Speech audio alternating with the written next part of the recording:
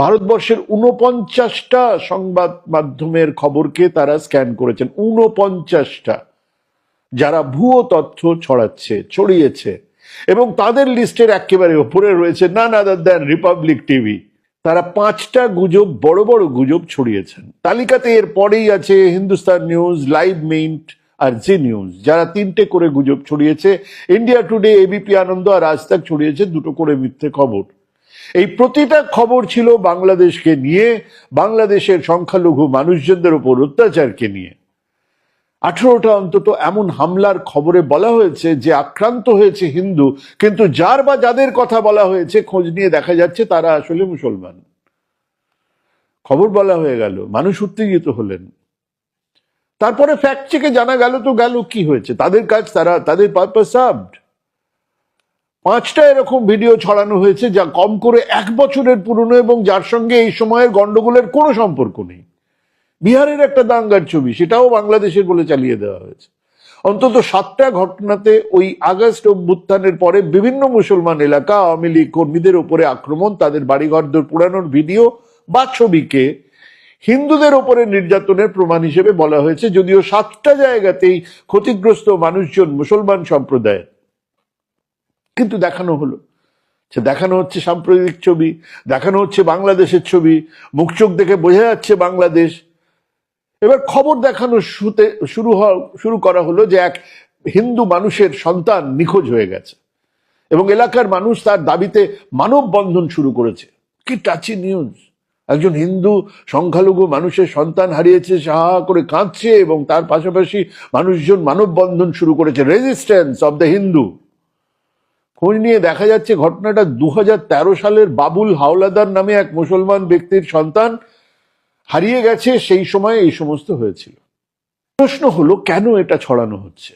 সেই এলাকার মানুষ তো জানেন, তারা হাসবেন এই মূর্খের কারবার দেখে, কিন্তু অন্য জায়গাতে, বাংলাদেশেরই অন্য জায়গাতে বা এই বাংলার বিভিন্ন প্রান্তে তা হিন্দুদের ওপর অত্যাচার হিসেবেই প্রচার হবে। ডোনাল্ড ট্রাম্প রাষ্ট্রপতি হবার পরে নাকি ইউনুস পালাচ্ছেন। রিপাবলিকের ক্যাপ্টেন ময়ূখ মাঠে নেমেছিলেন, সঙ্গের ছবিটা ছিল ইউনুস সাহেবের ফ্রান্স থেকে দেশে ফেরার, দেশ থেকে পালানোর নয়।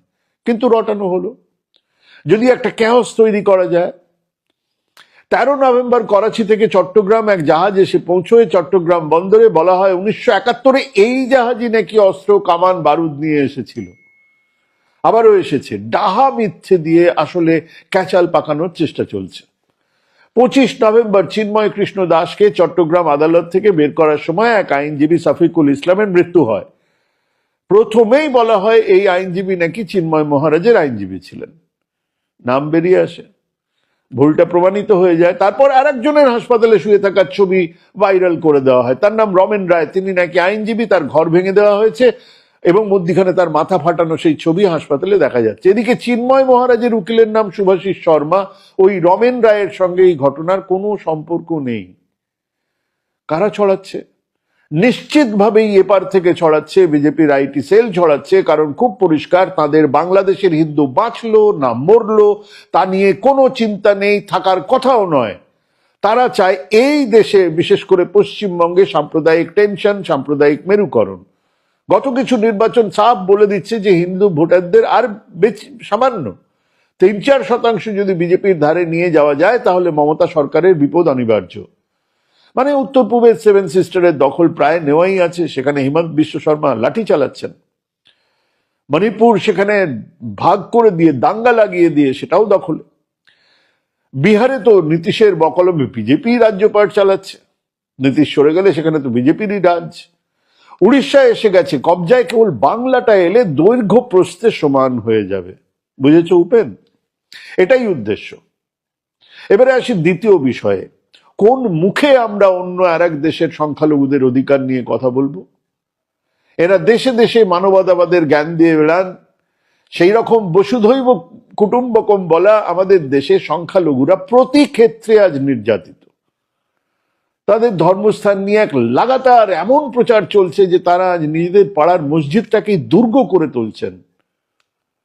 একবার বলেছিলেন অযোধ্যার কথা, সেই সময়ে আমাদের এখানে প্লেসেস অফ ওয়ার্শিপ অ্যাক্ট পাশ করানো হয়, বলা হয় ঠিক আছে বাবরি মসজিদ বাদ দিয়ে আর কোথাও কোনো কথা হবে না, কিন্তু তারপরেও একের পর এক কথা তুলে যাচ্ছেন এবং অদ্ভুতভাবে এখানে পরিষ্কার বলা আছে যে সেখানে 1947-এর সময় যা ছিল তাই থাকবে।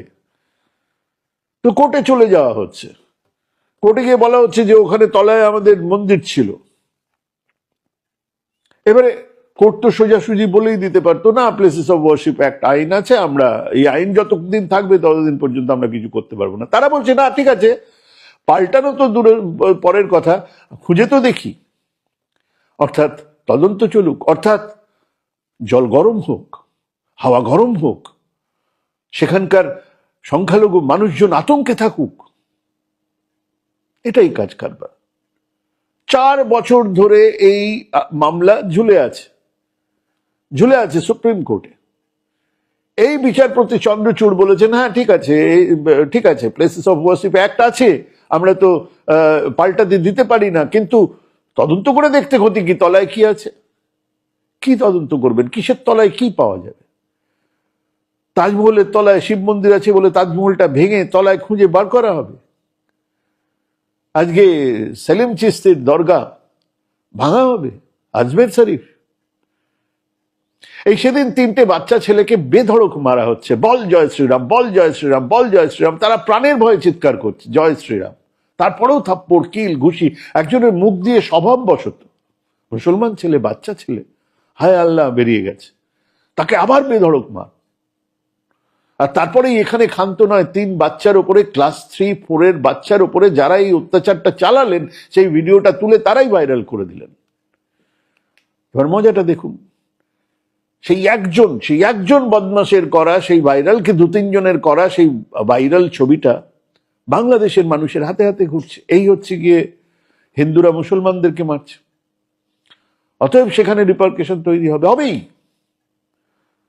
একজনও ধরা পড়েছে না, ধরা পড়েনি, ধরা পড়লে নিশ্চয়ই জানা যেত। ধরুন উত্তরপ্রদেশে একজন তার ফ্ল্যাট, হ্যাঁ তার নিজের টাকায় কেনা ফ্ল্যাট আরেকজনকে বিক্রি করেছেন, দান নয় বিক্রি করেছেন, শহরে মিছিল বেরিয়েছে, রাস্তা অবরোধ চলছে, কারণ সেই হাউজিং সোসাইটির লোকজনরা এই বিক্রির বিরুদ্ধে। কেন? কারণ ফ্ল্যাটটা বিক্রি করা হয়েছে একজন মুসলমান। প্রপার্টি বিক্রি করা যাবে না মুসলমানদের, এটা সংখ্যালঘুদের অধিকার।